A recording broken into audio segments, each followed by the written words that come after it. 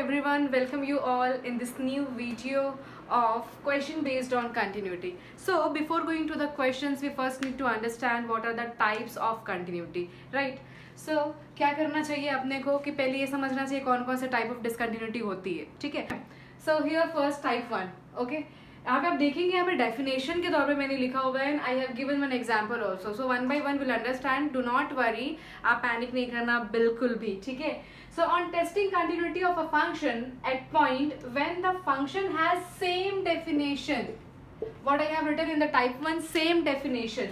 Same definition कहने का मतलब है on both side of the given point. आपको याद होगा in the last lecture I have told you about when x is equals to a, I will check the function at a minus and a plus, right? तो ये both side हुआ, ठीक है? If in both side of the point, in both side of the given point, if the function in the definition of function is same, then the question will be of type 1. आप देख सकते हैं in this example x is not equals to 0, उस condition में हमारे function की value क्या है, x sin 1 by x. So either I will go for x is equals to 0 minus or for x is equals to 0 plus. At both the time I will use this function only. Right? Why so? Because I have discussed one question in the last lecture कि x equals to 0 minus पे भी वो 0 नहीं है और 0 plus पे भी वो 0 नहीं है, तो ये वाली कंडीशन तो कभी अराइव हो ही नहीं सकती थी लेफ्ट हैंड लिमिट और राइट हैंड लिमिट में. So only this function will come. Now connected on testing continuity of a function at point when the function has same definition on both side of the given function. If I'll take x is equals to 0 minus, that time I will take x sin 1 by x, and when I will take x is equals to 0 plus, then also I will take x sin by x. So at both the time I am taking the same function. That's why this comes under the category of type 1. Okay, now let's come to type 2. Here on testing continuity of a function at point, at any point, when the function has different definition, guys, mark it. Whenever you will write it down in the copy, do underline the same definition and the different definition. Okay, on both sides of the given point, suppose x is equals to 0 is one point where I am considering the function, and I will take left hand limit, so I will check x is equals to 0 minus, and when I will take right hand limit, I will take x is equals to 0 plus. So you can see at x equals to 0 minus, I have one example over here, x is less than 0. So I have the function having value x square plus 1, and when x is equals to 0 plus, so x is greater than 0, the function is 2x. It means in both side the function has a different values. That's why this example comes under the variety type 2. Guys, so let's have type 3. Type 3 में क्या लिखा हुआ है? See, on finding the value or values of a constant given in the definition of a function when it is continuous at any indicated point. It means type 3 वाले questions कैसे होंगे, वो question में ऑलरेडी बोल दिया होगा that your given function is continuous at some particular point, और किसी एक कांस्टेंट की वैल्यू आपको फाइंड आउट करनी होगी, ठीक है? Here you can underline constant and it is continuous at some indicated point. So I have taken one example over here. This is given that fx is defined as likewise and it is continuous at x is equals to 3. So what you need to do, you need to find out the value of k. Whenever you will have this kind of question, then this question comes under type 3. Okay, now let's have type 4. Type 4 is all about the composite function.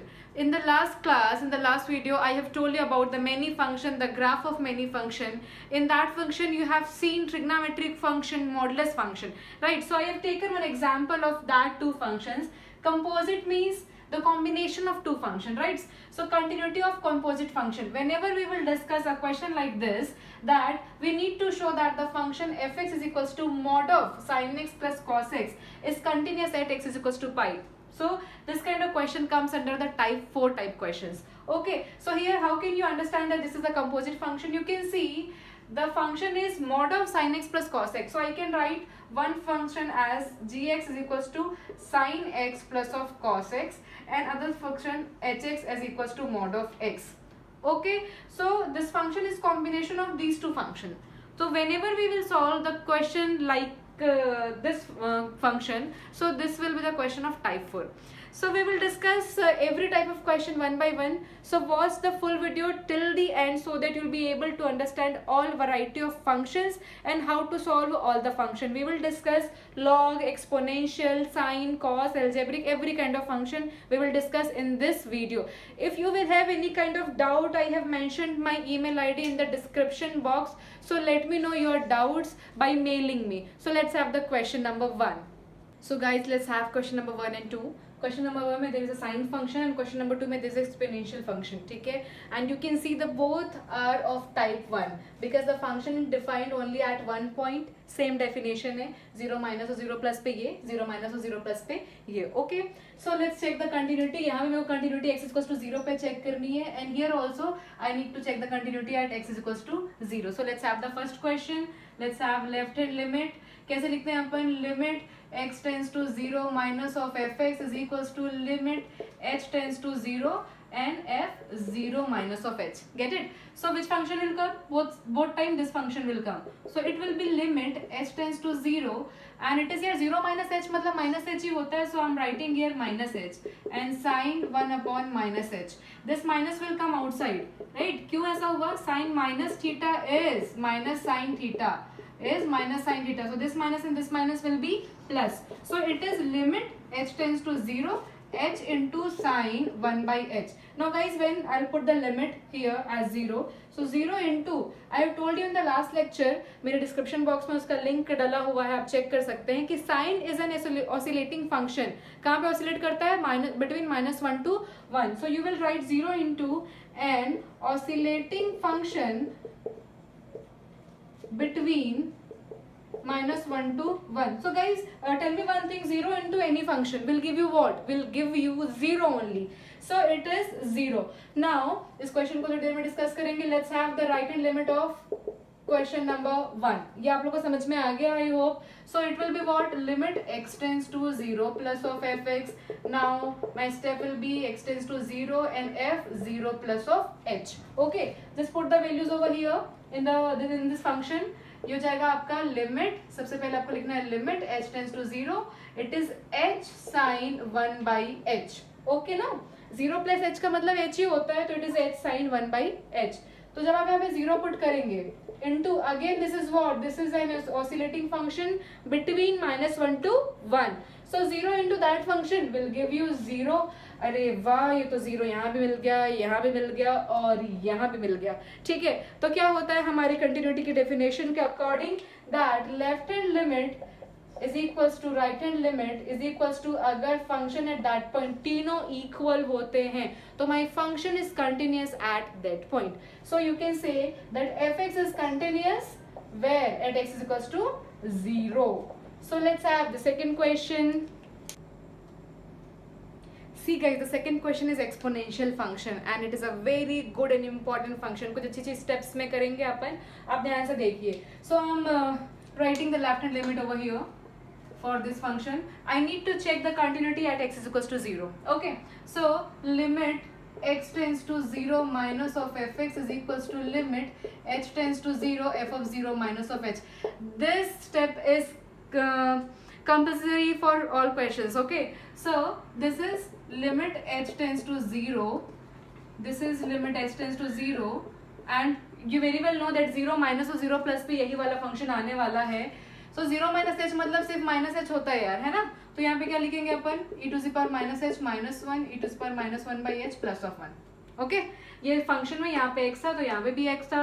यहाँ पे x की जगह पे 0 minus h या फिर minus h है तो I have written minus h in e to the power minus 1 by h minus 1 by h. So one more thing I can do, one more step I can do, that this e to the power minus 1 by h can be rewritten as 1 by e to the power 1 by h.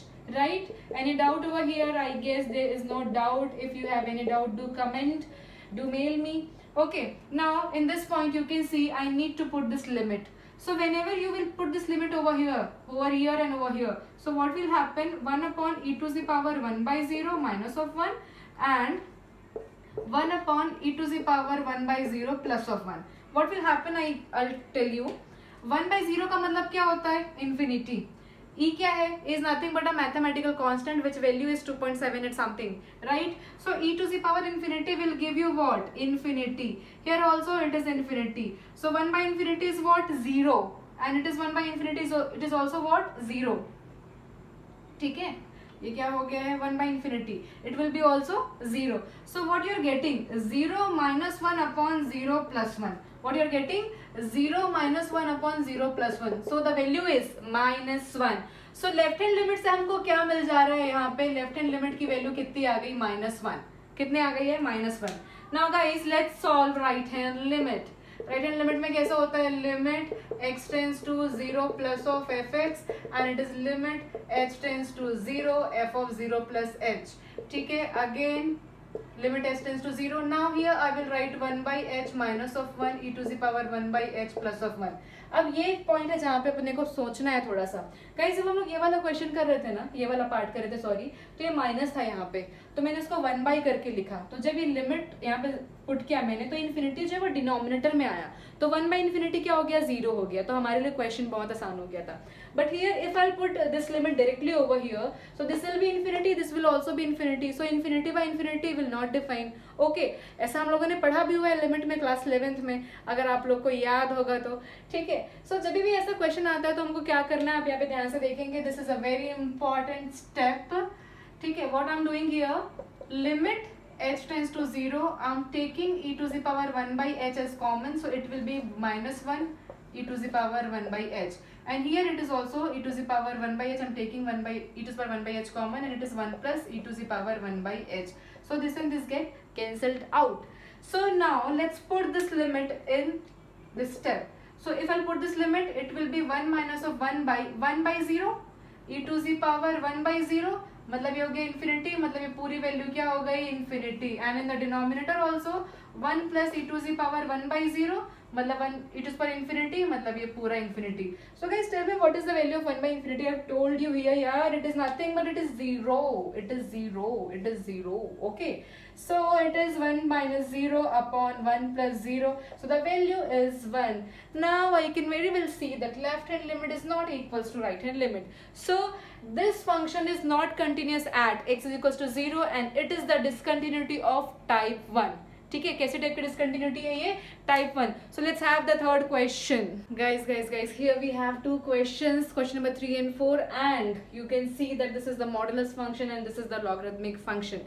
So let's check what question is asking about.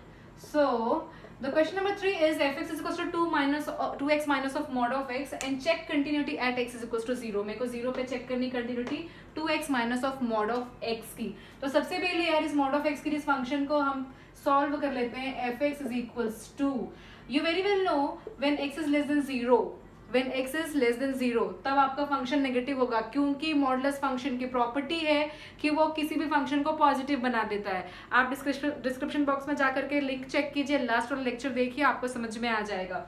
ठीक है, सो ये क्या हो जाएगा? 2x minus of x. क्यों minus of x? Because जब x less than 0 है तो वो नेगेटिव होगा. मैंने इस मॉड वाले जो पैरेलल ब्रैकेट उसको मैं हटाने की कोशिश कर रही हूँ. ठीक है, when x is greater than equals to 0, so this will be 2x minus of x. मतलब जब मेरा x 0 से बड़ा है मतलब पॉजिटिव है, तो मैंने x को कैसा लिया है? पॉजिटिव लिया है. So by here you can see 2x minus of minus x. कितना हो गया यार? ये हो गया आपका 3x एंड ये कितना हो गया? x. So I M rewriting this function by rubbing it. It is 3x and it is x. So my function is redefined like this.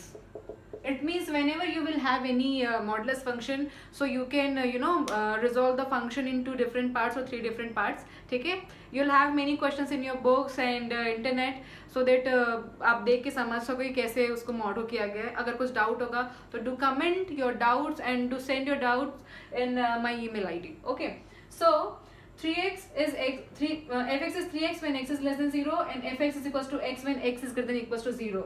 You can see at x is equals to 0 I need to check the continuity of function, and my function is having 2 different definition in the 2 different points, मतलब 0 minus और 0 plus पे। ये कौन सी variety है? It is type 2। It is what? It is type 2। So let's check the continuity. मैंने यहाँ पे लेफ्ट हैंड लिमिट लिखा, यहाँ पे क्या लिखा मैंने? Right hand limit. कैसे लिखते हैं यार अपन?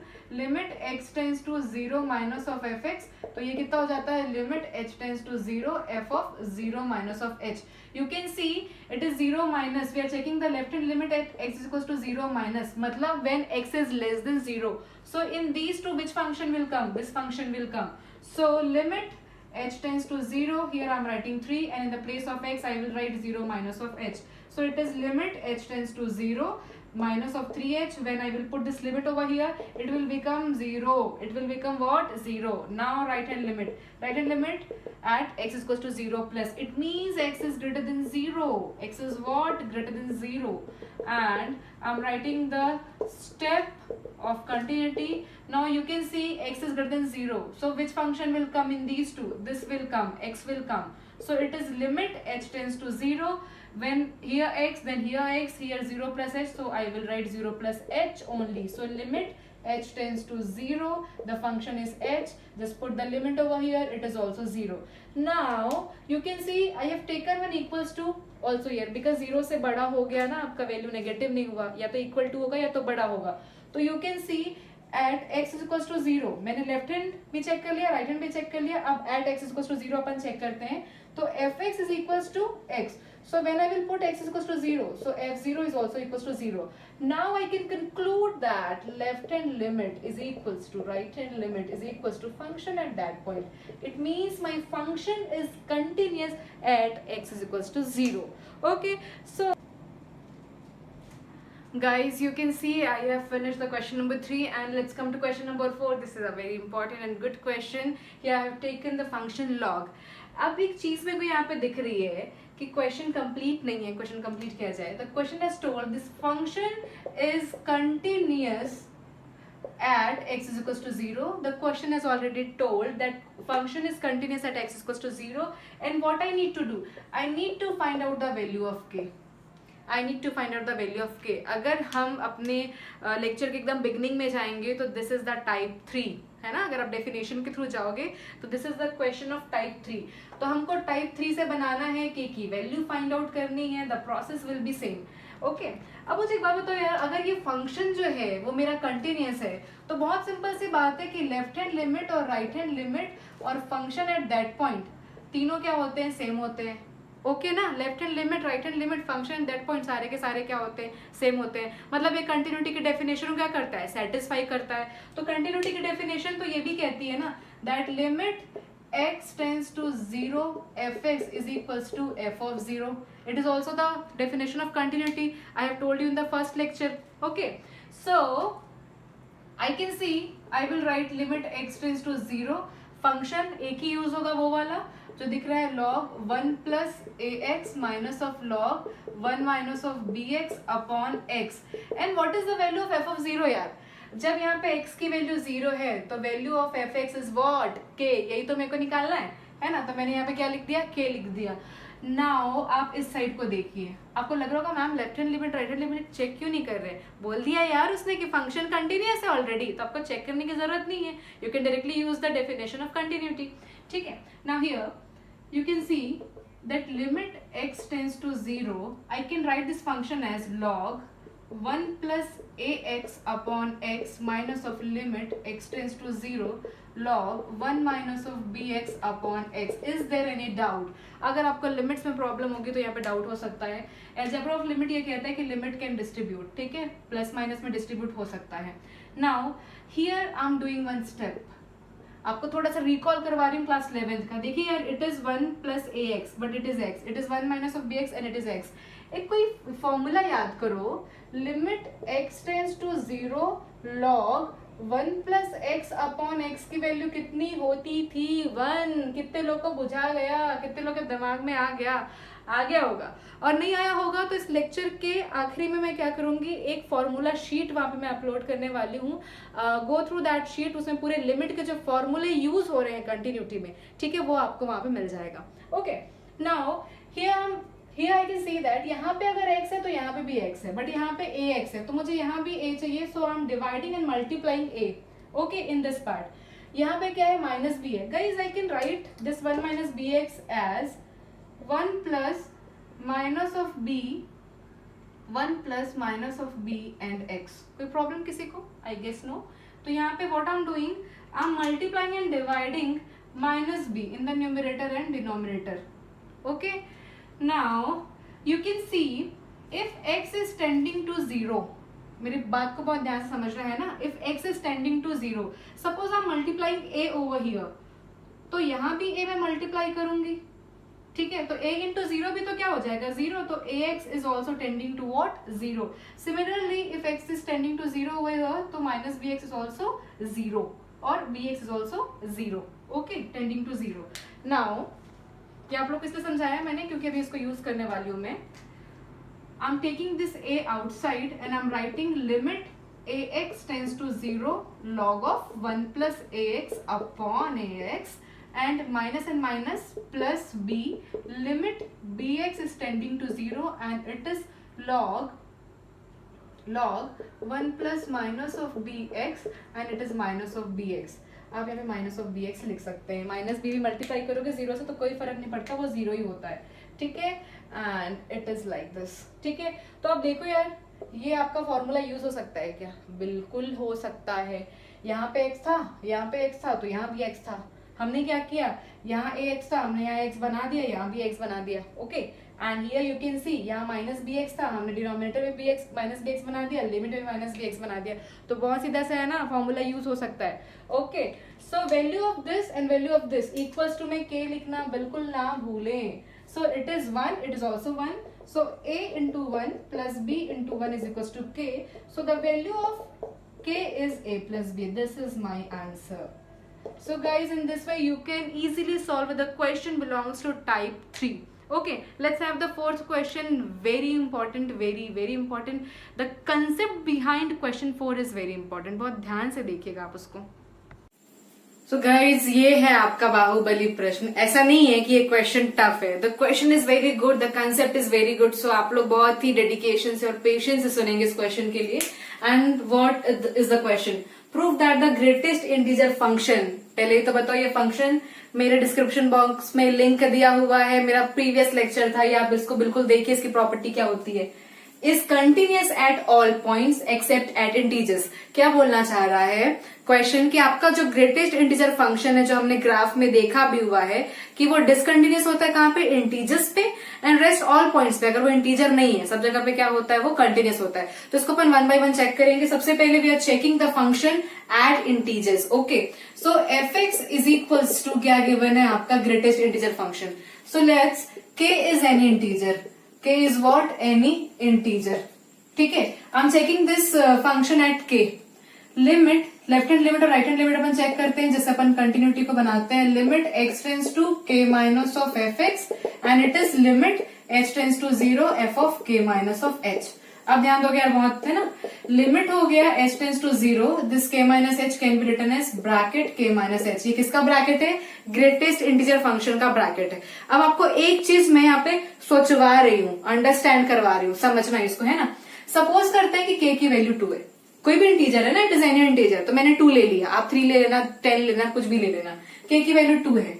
What is the value of h? h is tending to what? 0. मतलब बहुत छोटी सी कोई वैल्यू है, 0.001 है. h की वैल्यू कितनी है? 0.001 है. तो अगर मैं k माइनस h परफॉर्म करूं, मतलब 2 माइनस 0.001 कुछ ऐसा परफॉर्म करूं, तो इट विल गिव यू 1.00 1.99 या कुछ भी ऐसा, 1 point something. It will give you 1 point something. तो एक बात बताओ, अगर आपके ब्रैकेट के अंदर में 1 पॉइंट समथिंग ऐसा आया, ठीक है ना, तो ग्रेटेस्ट इंटीजर फंक्शन की डेफिनेशन क्या है कि ब्रैकेट के अंदर जो भी वैल्यू आएगी उससे जस्ट एक छोटा इंटीजर वहां पे आएगा. जैसे अगर मैंने यहाँ पे 2.4 लिखा तो भी ये 2 होता है, 2.5 लिखा तो भी ये क्या होता है? 2 ही होता है. ये मैंने बताया था आप लोग को. तो अगर 1 पॉइंट कुछ लिखा है, मान लो 001 लिखा है या 1.999 लिखा है, इसमें भी ये 1 होगा, इसमें भी क्या हो गया, ये 1 ही होगा. तो आप देख सकते हो कि आपने k की वैल्यू को 2 रखा और आपको वैल्यू कितनी मिल रही है? 1. ठीक है, वैसे आप 3 रख के देखिए, आपको यहाँ पे 2 मिलेगा. It means whatever the value I am putting for k, I am getting the value just less than 1. ठीक है, so this will be equals to k minus 1 in general. So I do not need to put the value of h because जब मैंने इसको simplify किया तो it is giving value k-1, तो यहाँ पे h है ही नहीं, तो लिमिट पुट करने की जरूरत नहीं है। Okay, let's come to it's right hand side. इसको आपको ऐसे समझना है तभी आपको समझ में आएगा। बुक्स में काफी एक्सप्लेनेशन दिए होते हैं बट स्टूडेंट्स उसको समझ नहीं पाते। ठीक है, राइट हैंड लिमिट, ये क्या होता है, limit x tends to k plus लिखूंगी मैं यहाँ पे fx and it is limit h tends to 0 f of k plus h। Guys now listen carefully, limit लिखा है, h टेंस टू 0 लिखा है, फंक्शन की डेफिनेशन है ग्रेटेस्ट इंटीजर फंक्शन, और यहाँ पे मैं क्या लिखूंगी, k plus h। Again I am taking the same example. What k is equal to 2 था मेरे पास में, h की वैल्यू कितनी थी, 0.001 ऐसा कुछ था, बहुत ही छोटी सी कोई वैल्यू थी। तो when I will add these two value, this will be 2.001 and when I will take this value in the greatest integer function, so I will be having 2। मतलब क्या हुआ, देखो मैंने लिया था k इज इक्वल टू 2 और मेरे को 2 ही मिल गया, मतलब मेरे को k ही मिल गया। आप 3 रख के देख लीजिए, 4 रख के देख लीजिए, आप कुछ भी रख के देख लीजिए, आपको वही सेम वैल्यू मिलेगी। इसका मतलब ये है कि greatest integer function k plus h will give you k। Now you can easily see that left hand limit is k-1 and right hand limit is k. So is this two value are same? No. That's why my greatest integer function is not continuous at integer points. ठीक है, हमारा ये हुआ पहला case खत्म। अब दूसरा case क्या लेंगे, ये जो लिखा हुआ है कंटिन्यूअस एट ऑल पॉइंट्स। अब हम एक और वैल्यू लेंगे जो इंटीजर नहीं होगा, जो कोई भी रियल नंबर हो सकता है। So let's have that value. अपन ने क्या किया, अब इसको इंटीजर नहीं लेते हैं अपन, हम कोई भी रियल वैल्यू लेते हैं। So I am taking any real value, suppose a is any real value except integers. ठीक है, एक्सेप्ट इंटीजर मतलब जैसे होल नंबर टाइप का होता है ना, -4 -5 5 6 ऐसा कोई वैल्यू नहीं होगा। And one condition I am putting that this value of a is lies between k-1 to 1। Suppose करते हैं थोड़ी देर के लिए, आपको फिर से सोचने पे यहाँ पे लेके आ रही हूँ, बोर्ड पे आओ सब लोग। सपोज k की वैल्यू मैंने 5 लिया, सपोज कर रही हूँ ना, तो k-1 कितना हो जाएगा, 4 हो जाएगा। तो a की वैल्यू इन बिटवीन 4 and 5 होगी, तो हो सकता है a की वैल्यू 4.5 हो, a की वैल्यू 4.3 हो, कुछ भी हो सकती है 4.9 तक। ठीक है, इसको आप बस सोच के रखे रहना। Now I am performing left hand limit for this a, so it will be limit x tends to a minus of fx and it is limit h tends to 0 f of a minus of h. Okay, my function is greatest integer function, so it will be limit h tends to 0 greatest integer function a minus of h। अब समझना बहुत, यहाँ पे समझना बहुत important है guys. आप समझो, ये a की जो वैल्यू है वो 4 और 5 के बीच की कुछ वैल्यू है। सपोज आपने इसको 4.7 ले लिया, कुछ भी ले लो, मैंने 4.7 लिया। ठीक है, मैंने बोला था h जो है वो बहुत ही कोई स्मॉल वैल्यू, जैसे मैंने 0.001 लिया था पहले केस में, यहाँ पे भी 0.001 ले लेती हूँ। तो आप अभी भी देखो, ये जो वैल्यू आएगी वो 4 पॉइंट समथिंग ही आएगी, नहीं आएगी वो 4 पॉइंट समथिंग, 4.699 ऐसा ही आएगी। तो इसकी वैल्यू अल्टीमेटली कितनी आएगी यार, 4 आएगी ना। मैंने बोला है कि जो भी ये वैल्यू रहती है, ग्रेटेस्ट इंटीजर फंक्शन क्या करता है, उसको उसके जस्ट पहले आने वाले इंटीजर में चेंज कर देता है। तो ये वैल्यू कितनी आ गई, 4 आ गई। मतलब आप कितना भी रखो आपको क्या मिल जा रहा है, 4 मिल जा रहा है। मतलब आपको इसकी वैल्यू कितनी मिल जा रही, k-1। It means this a minus h will give you k-1। Okay, now right hand limit check करते हैं। राइट हैंड लिमिट में क्या होता है, ठीक है, it is limit x tends to a plus fx and it is limit h tends to 0 f of a plus h। तो ये कैसा हो जाएगा, limit h tends to 0 greatest integer function a plus h। अब फिर से समझना, इस चीज को मैं आपको फिर से समझा रही हूँ। मैंने कितना लिया था, a को 4.7, ये 4.7 है, मैंने प्लस किया 0.001 एज एन एग्जाम्पल। ठीक है, तो ये कितना हो जाएगा यार, 4.7001। ठीक है ना। अब भी ये कितना देगा, अभी भी ये 4 ही है, अभी भी ये क्या दिया आपको, 4 ही दिया।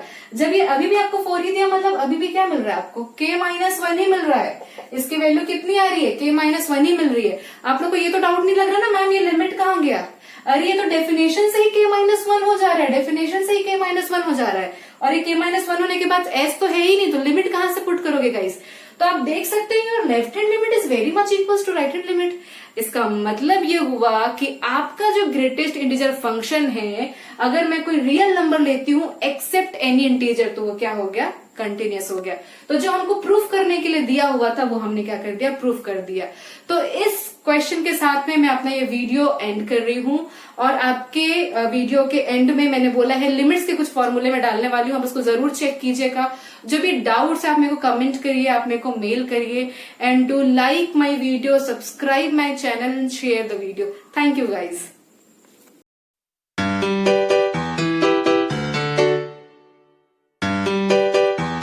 Do like and share my video and subscribe to my channel.